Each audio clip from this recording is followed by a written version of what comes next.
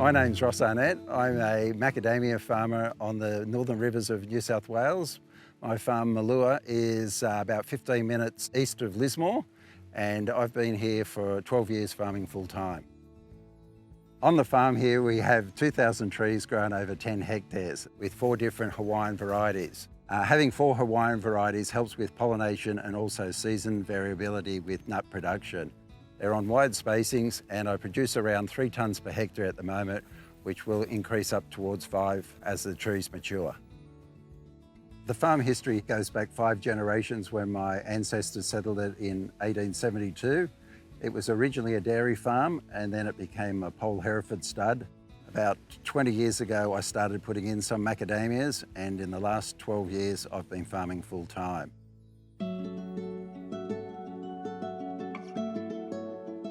Over the years, I've seen a massive change in the environment, particularly the climate where it's got much drier and also much wetter. Back in 2019, it was the driest year on record here, and I looked out my office window and it was just brown. The ground covers were virtually dead, and you think one match and this whole place would go up in flames. And then we get to this year and it's just so much water, you just don't know how it could happen. We've had 3 metres of rain, which is more than twice the rain that we normally get in a so-called average season. It has certainly put the farm under a great deal of stress. It's showing my weaknesses in my farming practices.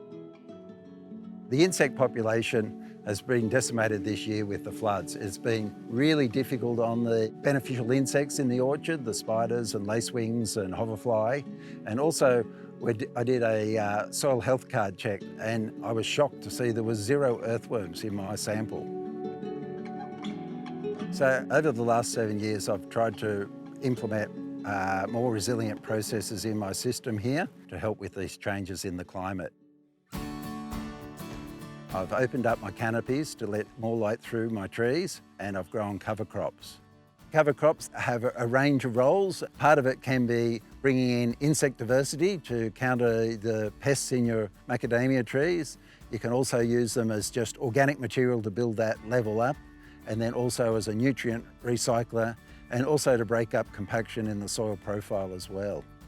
I went to a soil care conference back in 2015 talking about growing cover crops, and from that day on I started to experiment. The first process was wandering down rows with a chest seeder, and in the last few years we've moved to a double disc seeder.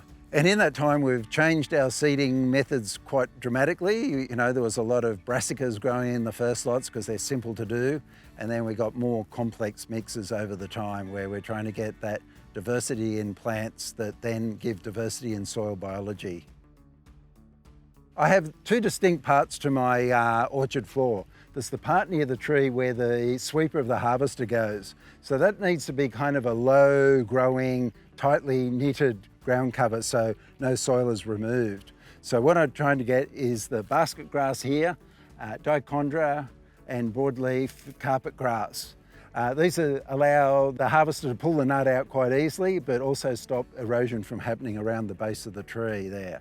And then out from there, with the main cover crop, there's an autumn mix and then also a spring mix. So between these 2 mixes I've used where we've got these ground covers growing near the tree for harvest, the cover crop mix in the middle is more to bring beneficial insects in, also for that soil health building with the different soil microbiome. And those 2 parts of the orchard are quite different, but they work together to make that whole process work. Having 100% ground cover certainly helps with erosion issues. I've found I've had very little erosion where I've got good ground cover, and where I've had less ground cover in those severe rain conditions, I have lost some soil. As you can see here, I've got exposed roots. These roots were well and truly covered by soil, but from the February-March floods that we had here, it was an incredible amount of water that travelled across this area. The cure to this is more limb removal to let more sunlight in, and also to do drainage works around the perimeter of the orchard here, that I can shift water that comes from a large area above this part of the farm, so that water is redirected off to an area which is easier to maintain. Canopy management is a key principle in my farm management. At the end of harvest, we do our large limb removal out of the canopy. This allows a lot more light through to keep that ground cover growing, which brings more insect diversity, And the trees themselves, it produces new wood, which is the fruiting wood for the following seasons. It probably takes 2 years before you get fruiting wood after limb removal. So it's a constant process of each year removing a little bit more timber off the tree to keep that renewal process happening. All the selective limb removal from the orchard trees is then piled up, mixed with chicken litter, and let sit for up to a year or two, just depending on how long I've got and the space to go. And it makes a fantastic compost. It's a thermophilic process I use, so I actually measure the temperature that it gets up to 65 degrees for a minimum of at least 3 or 4 days, but usually it sits at that temperature for a number of weeks. And over that period of time, I don't bother moving it again or getting an excavator in to turn it. And if you've got the time, and it's a much cheaper way to do it by letting it sit that longer period, you end up with this fantastic material to use in the orchard. As well as using things like compost out in the orchard, I also use some biologicals, and this is one of them. This is fish hydrolysate. We use this out in the orchard as a drench or also as a foliar, as a biostimulant in the process. It's just another additive like we do out with our compost. And to make this fish hydrolysate up is some fish that you can get free from the co-ops. It's just the skeletons, and then that's added with molasses, water, and what we call a lactobacillus culture, which is made up from rice water. And that sits there for at least 3 months, and we turned up with this really nice golden syrup type looking material. Every year I also soil test, and that involves taking samples throughout the whole orchard. It's then sent to a lab, and the results come back where we can analyse that to see what we need to change our inputs. I've been very happy. It's been quite consistent over the last few years with the organic input, and my organic matter has started to move up to over 12%. Combined with the soil testing, we also do a leaf test. And from that leaf test, we're able to analyse whether we need to do any foliar application to help with nut development. Farming is being a scientist with manual labour thrown in.